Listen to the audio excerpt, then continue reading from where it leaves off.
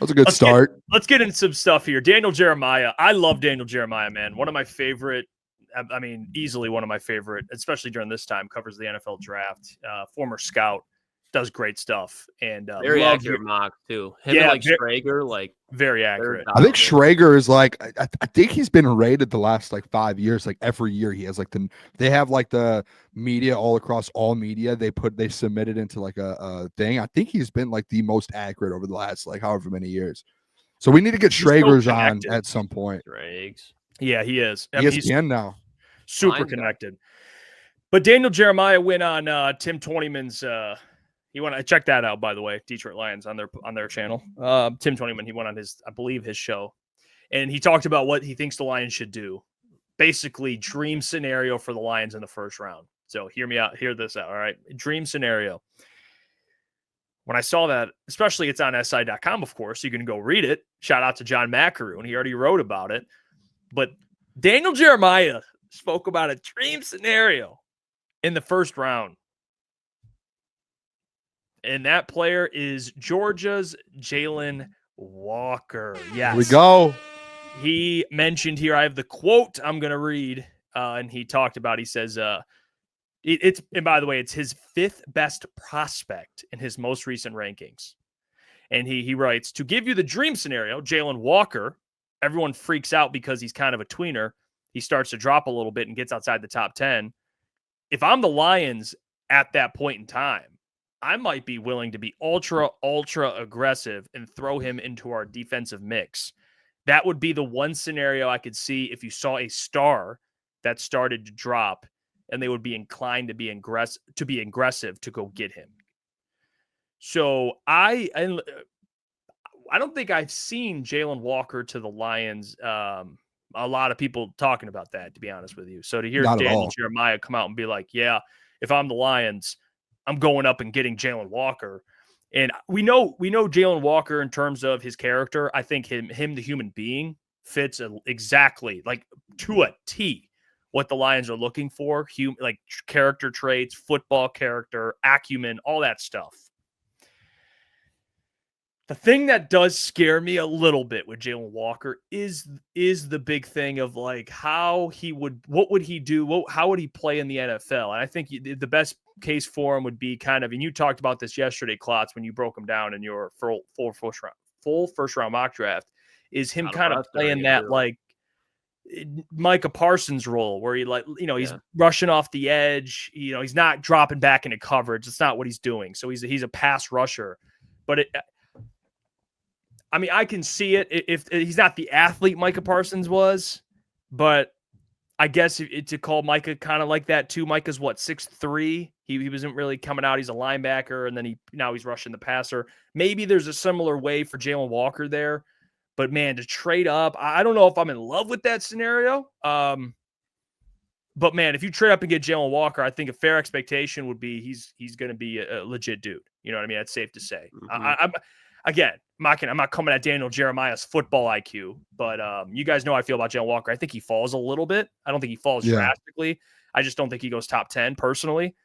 But if he's falling and the Lions really like him and they go get him, I'd be happy. He fits a position of need. But again, there's probably other players that I'm bigger on that I would much rather have. But again, Brad Holmes is making that decision. And rightfully. Then who? Then Jaylen Walker, you? Is that what you're saying? Yeah, I guess in terms of what I'm looking for, what I would be excited for, I'm looking for a little bigger guy. He's 6'2". I've been consistent with that though. I love Izaraku. I just, I think he's just a little smaller, but it's okay. They can still be good players. You're not drafting them. It's just if you're looking for flaws, that'd be one of them. Yeah, but the thing that does give me a little concern. And he's not the athlete like Micah, so it's hard to say okay, yeah, Klotz, because I got you here for a minute because I feel like Jeff, and with all due respect, I think you might be the only one that I've heard talk negatively. You had him in your mock draft 1.0 falling into the 20s, if I remember correctly. So I think you're already a little down on him, which is fair. If that's how you feel about him, fair enough. But I still do think Jaylen Walker, and this is where I think Daniel Jeremiah is coming from. And you see Klotz shaking his head. It's what this kid can do and his ceiling of what he can be. What is going on, boys? What is that? I don't know what that just was. I was pulling up this. I don't know why. I was just pulling up film. I don't know why. All right.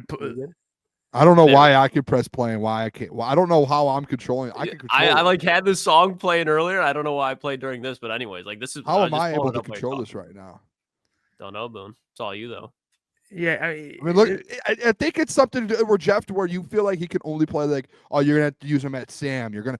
I don't think that's the case, and I think like his ceiling. I think as he just gets better and better and better in the NFL, I think you're like, hey, this kid's gonna be good. Like it's just like raw talent at the end of the day, in my opinion. And you could in a year or two, or even like a couple years down the line, you'll look back and be like, hey, that was a top 5 player in this draft class.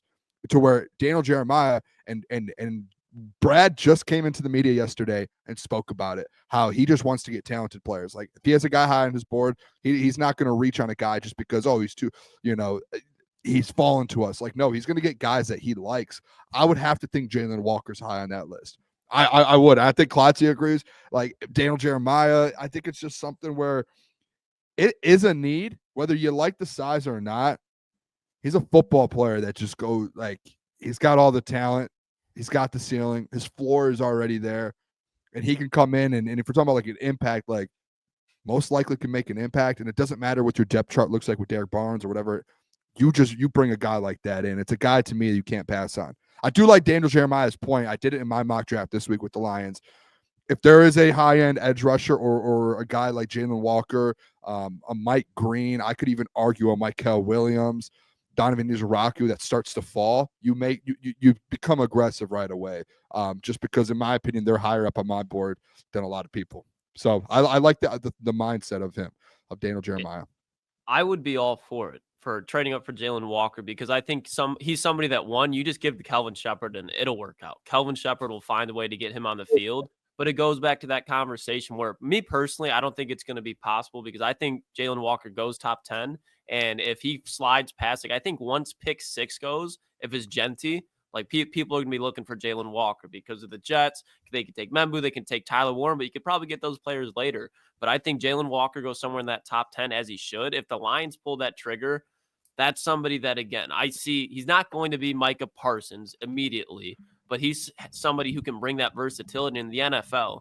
What's going to get you more money is versatility because it's so important, because this linebacker room's already full, but that edge room's a little bit questionable outside of Aiden Hutchinson. And we've seen this linebacker room pretty much outside of Jack Campbell, all have gotten hurt. Alex Anzalone, Derek Barnes, even depth with Malcolm Rodriguez. So if one of those guys go down, here comes a rookie in Jaylen Walker, and he's somebody that can play off that edge with you, and you give you a true Sam or a Will linebacker, and you can just let Jack Campbell in the future stay at that Mike spot. So I think long-term and immediately, he's going to be a huge help. Like if you're going up against Jayden Daniels in an NFC playoff game, he's somebody that can see Jayden Daniels run outside the pocket. Oh my gosh.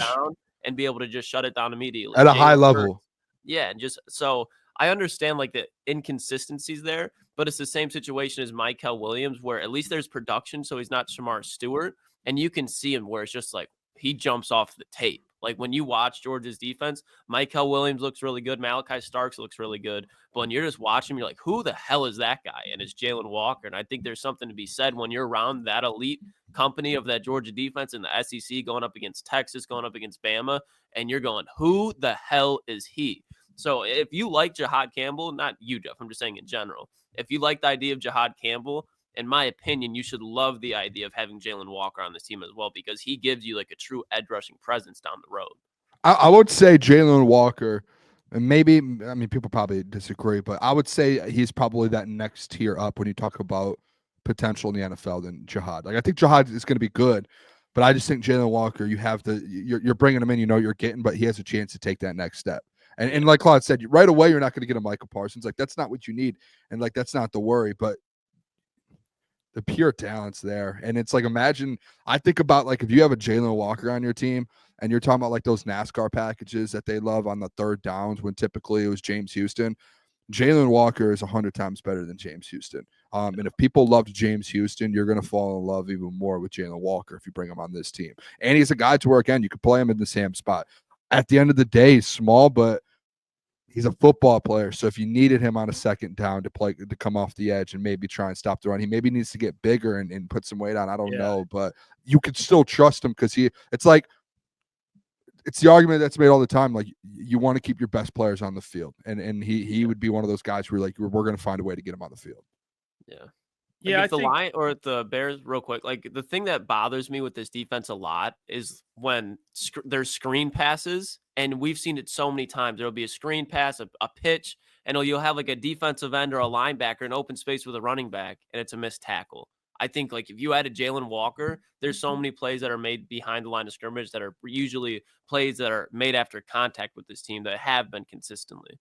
That was the last one. I wouldn't be mad if they traded up and got him. I think for projection wise, like I think Jihad, I know I don't know if the gap's massive between those two players, or even big, because I think Jihad can get off the edge. Maybe not as good as Jaylen, but Jihad can also cover. You know what I mean? He can do a little bit of both, and you can get him at 28. You know what I mean? If you're trading up like 15 spots to get Jaylen Walker, that comes with expectations, bigger expectations, of course. Like, you're a top 15 pick.